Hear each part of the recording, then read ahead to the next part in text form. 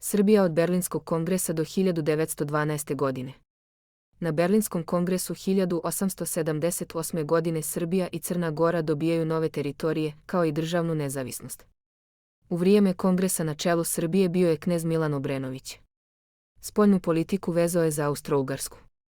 Potpisao je tajnu konvenciju i trgovinski sporazum, a za uzvrat je proglašen kraljem Srbije 1882. godine. Politiku vezivanja za Austro-Ugarsku nazivamo austrofilska politika. Protivnici kralja Milana bili su pripadnici radikalne stranke Nikole Pašića, koja je vodila rusofilsku politiku.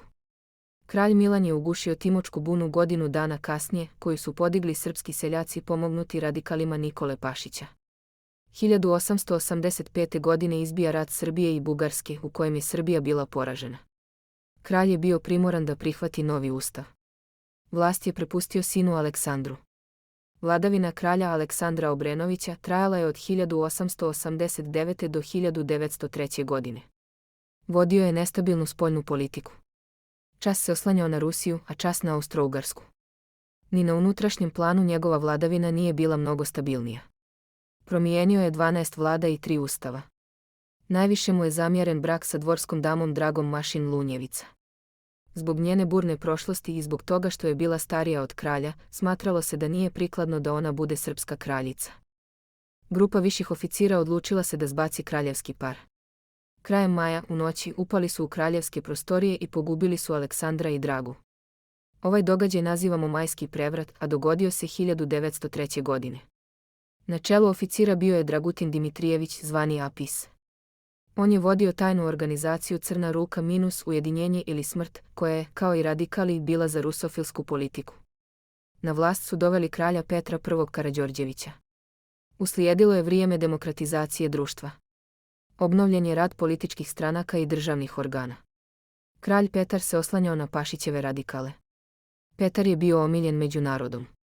Učestvovao je u bitkama tokom velike istočne krize, a kasnije je uzeo učešće u Balkanskim ratovima, kao i u povlačenju preko Albanije tokom Prvog svjetskog rata.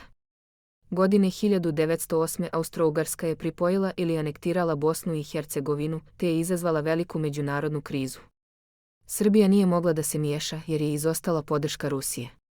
Kralj Petar je pobijedio Austro-Ugarsku u carinskom ili svinjskom ratu. Ovo nije bio pravi rat vođen oružjem, nego se radilo o ekonomskoj blokadi koju je Austrija uvela Srbiji zbog njenog približavanja Bugarskoj.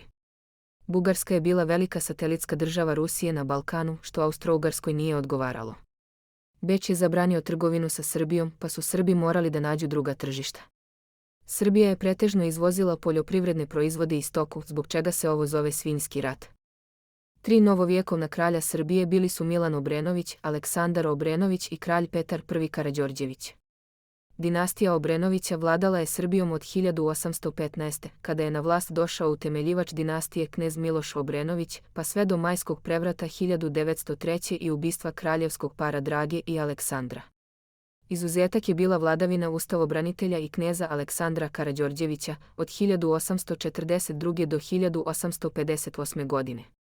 U vrijeme dinastije Obrenović Srbija je prvo dobila unutrašnju samoupravu, gradovi su oslobođeni od Turaka, donesen je građanski zakonik i namjesnički ustav, te je hati šerifom ukinut feudalizam, a uveden je kapitalizam. Srbija u doba Obrenovića doživljava kulturni, privredni i društveni procvat i dobija temelje moderne evropske kapitalističke zemlje. Dolazi do jačanja kapitalista ili buržoazije i seljaštva. Srbija je pod Obrenovićima stekla nezavisnost, što je potvrđeno na Berlinskom kongresu 1878. godine. Došlo je do razvoja školstva. Osnovana je velika škola i bogoslovija u Beogradu.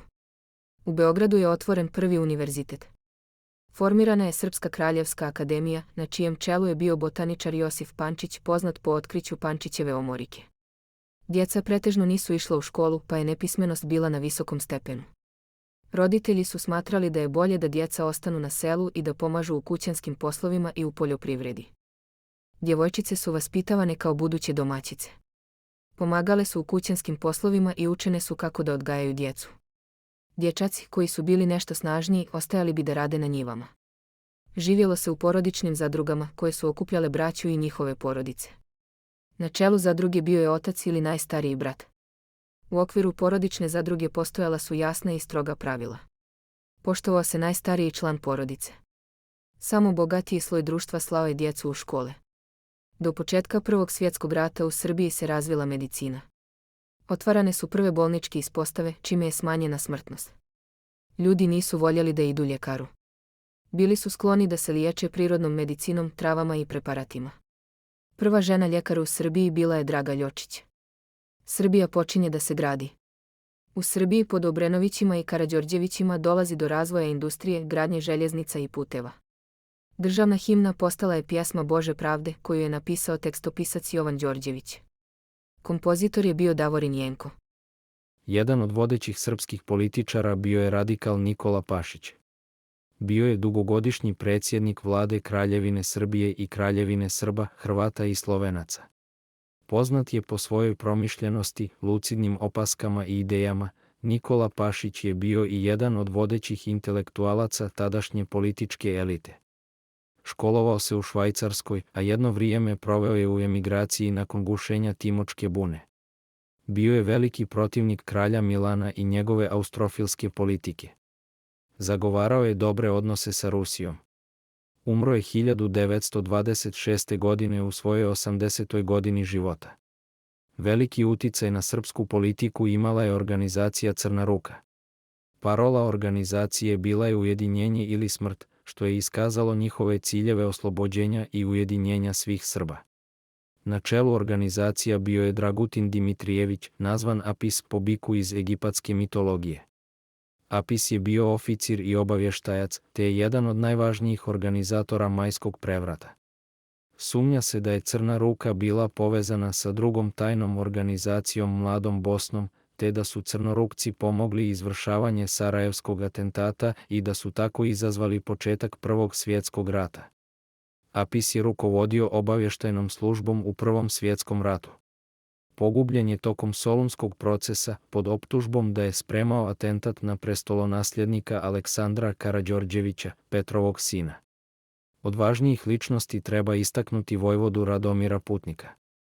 Bio je na čelu vrhovnog štaba tokom Balkanskog i Prvog svjetskog rata.